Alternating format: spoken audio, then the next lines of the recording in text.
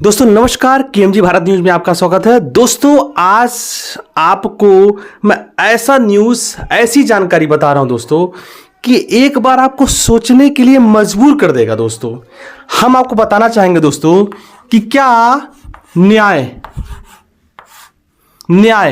ये केवल अमीर लोगों के लिए है? क्या एक गरीब लोगों के लिए नहीं बना है? इस चीज का उत्तर हमको आपसे चाहिए। क्या ये जो न्याय है, जस्टिस है कि only for the rich persons, not for the person who is living in poverty? जो गरीबी में जी रहा है, क्या उसको न्याय का हक नहीं है? केवल अमीर आदमी को ही हक है न्याय का? मेरे प्यारे दोस्तों, जब कभी मेरे पास भी कभी दरखास्त लिखने का ऐसा मौका मिलता है और मेरे पास आते हैं कुछ लोग, मैं आपको बताना चाहूंगा दोस्तों, वो ये बात जरूर कहते हैं कि साहब या वकील साहब, हम गरीब, हम गरीब हैं, हम अगर थाने पे भी जाएंगे हो सकता कि हमारी सुनवाई ना हो, क्योंकि हमारा जो एंटी पार्टी विपक्ष वाला जिसके लिए हम तहरीर लिखवा रहे हैं वो हमसे प्रबल है धन में, तो उसको, वो अमीर है, उसको न्याय मिलने की चांसेस ज्यादा है। हम गरीब हैं, न्याय हमें कम मिलेगा। दोस्तों क्या भारत सरकार की जो प्रणाली है यही कहती है? भाई उन्होंने सरकारी विभाग बहुत सारे, चाहे पुलिस विभाग हो, चाहे इनकम टैक्स डिपार्टमेंट हो, चाहे रेल विभाग हो, बहुत सारे अलग अलग विभाग उन्होंने बना के रखा है। हर विभाग में सभी को न्याय पाने का अधिकार है और ये किसी की बपंसी नहीं है। भाई इस न्याय व्यवस्था में, इस सरकार की व्यवस्था में हर कोई उस पद पे बैठा हुआ न्याय के लिए है। सरकार ने उसको न्याय के लिए बैठाया है। लेकिन अगर ये कोई गरीब ये कहता है कि नहीं हमको न्याय नहीं मिलेगा, बहुत तकलीफ की बात है। अगर न्याय में अगर जाति देखा जाए, कास्टिज्म देखा जाए, जातिवाद देखा जाए, वहां पे डिस्क्रिमिनेशन, भेदभाव देखा जाए, तो साहब ये न्याय का क्या मतलब है? हम कैसे कह सकते हैं कि मेरा देश महान, भारत देश महान? क्या ऐसे महान लोग बैठ के ही इस जस्टिस को फुलफिलमेंट करेंगे? आखिर एक पद की गरिमा होती है, उसकी वैल्यू होती है। वहां पे बिना किसी जात के, किसी मजहब के, किसी धर्म की, किसी अमीरी, गरीबी, रंग, किसी भी रूप का, वहां पे विभाग कोई भी हो, उसे न्याय मिलना चाहिए।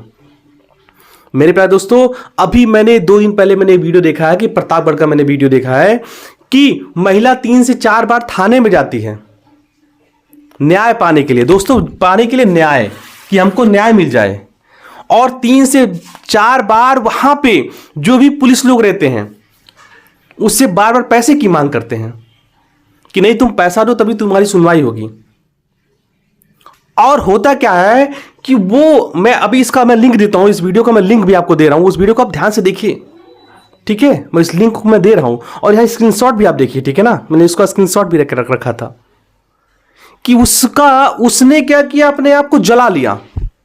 उसने गेट पर ही खुद को जला लिया उस महिला ने, और पुलिस वाले ही उसको बचा रहे हैं। आप वीडियो में ध्यान से देखिए, पुलिस वाले ही उसको बचा भी रहे हैं। तो मेरे भाई, मैं इस जनता से, इस भारत से, इस संविधान से, मैं सबसे, हर लोगों से मैं यही जांच पड़ताल, ये पूछताछ के लिए मैं इस बात का प्रश्न मन में, इस पर बात की खलबली है कि भाई ये जो विभाग है, क्या इस सरकारी व्यवस्था के हिसाब से काम करता है कि अपनी व्यवस्था के हिसाब से काम करता है? ये व्यक्तिगत व्यवस्था है कि देश की व्यवस्था है? अगर देश की व्यवस्था है तो बिल्कुल विदाउट एनी डिस्क्रिमिनेशन उसको न्याय तो मिलना चाहिए। भाई जो भी बैठा विभाग में, अब देखिए, अगर हम बात करें सरकारी स्कूलों को, भाई आज प्राइवेट स्कूलों में इतना भीड़ लगा हुआ है भैया।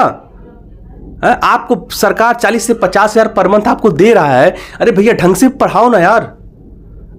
क्यों प्राइवेट स्कूलों में इतना भीड़ लगेगा? कोई चांसेस ही नहीं है भीड़ लगने का वहां पे। लेकिन बस हमारी देश में अगर न्याय की व्यवस्था देखें, वहां पे क्वेश्चन मार्क है। सरकार की अगर ये देखें, शिक्षा विभाग, वहां भी क्वेश्चन मार्क है, कोई नहीं पढ़ाना चाहता है। सरकार का देखिए मेडिकल विभाग, वहां पे कोई नहीं दवा कराना चाहता है। आप बताओ, आप जाना चाहते हो दवा कराने? आपको बुखार होता हो तो आप प्राइवेट में जाते हो अस्पताल में, कि आप कहीं और जाते हो? आप जाके किसी मेडिकल स्टोर पे प्राइवेट में गोली खाते, आप जाते नहीं हो किसी CSC पे। ठीक है, तो बात समझने का हमें प्रयास करना पड़ेगा। आखिर जो ये सरकारी व्यवस्था है, सरकारी व्यवस्था में बैठे लोग अपने उत्तरदायित्वों को, अपनी जिम्मेदारियों को, अपनी रिस्पॉन्सिबिलिटी को क्यों नहीं समझ रहे हैं? आखिर आम जनमानस को क्यों उनको परेशान किया जा रहा भाई? अरे भाई, आपको उस पद के लिए इतना पर्याप्त पैसा मिल रहा भैया, बाकी और कुछ करने की आवश्यकता ही नहीं है। भाई मैं आपको बताना चाहूंगा कि कोल्ही बाजार में बीते दिनों एक घटना हुआ। अब देखिए, इस पे लिखा, ये मैं इसमें आपको दिखा रहा हूं कि पुलिस अधीक्षक को पत्र देकर कार्रवाई की मांग। ठीक है, इसमें उद्योग व्यापार मंडल की युवा जिलाध्यक्ष प्रिंस कुमार जायसवाल, उद्योग व्यापार मंडल कुल्ही बाजार के पदाधिकारी हरिराम जायसवाल, लालजी वर्मा, दयाराम मौर्य, दयाराम मदनवाल, मनीष गुप्ता, प्रमोद गुप्ता, अरविंद जायसवाल के सोमवार को जिला मुख्यालय पहुंच कुल्ही पुलिस पर गंभीर आरोप लगाते हुए पुलिस अधीक्षक को पत्र देकर कार्रवाई मांग की है।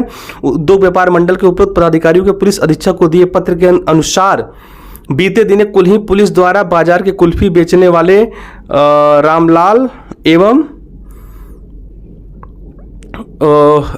फुल्की बेचने वाले राजन कुशवाहा को बुरी तरह मारा पीटा, जिसमें दोनों व्यापारियों को काफी चोटें आई। अब पुलिस द्वारा उन पर दबाव बनाकर मामले को रफा दफा करने की धमकी दी जा रही है, जिसको लेकर कुल्ही व्यापारियों में काफी ज्यादा आक्रोश है। तो इसका मेन इसकी मांग कुल्ही के युवा प्रिंस जायसवाल, उद्योग व्यापार मंडल कुल्ही बाजार और हरिराम जायसवाल, इन सब लोगों ने मिलके ये महाराजन कप्तान साहब को उन्होंने पत्र देकर कार्रवाई की मांग की है। तो दोस्तों, ये सब चीजें क्या सही है? ऐसी वारदात आनी चाहिए? मामला ये है कि ऐसी कार्रवाई या ऐसी एक्शंस या ऐसी किसी भी तरह की बातें आनी नहीं चाहिए। अरे भाई, सो कॉस्ट नोटिस दो ना। आप किसी को, अगर कोई भी, भाई गरीब को मारना तो आसान है, किसी अमीर को मारो आप। एक पुलिस वाला है, रिक्शे वाले को मार रहा, किसी और को मार रहा, ठेले वाले को मार रहा है। अरे भैया, आप किसी अमीर को मारो ना, हा? किसी अमीर को मारो आप। लेकिन जो भी पीड़ित जनता है, केवल गरीबों को सताया जाता है। अरे हम तो नहीं समझ रहे हैं कि जो बैठे हुए हैं न्यायाधीश लोग किसी भी विभाग में, चाहे शिक्षा विभाग में, चाहे मेडिकल में, चाहे पुलिस विभाग में, न्याय क्यों नहीं मिल रहा गरीबों को?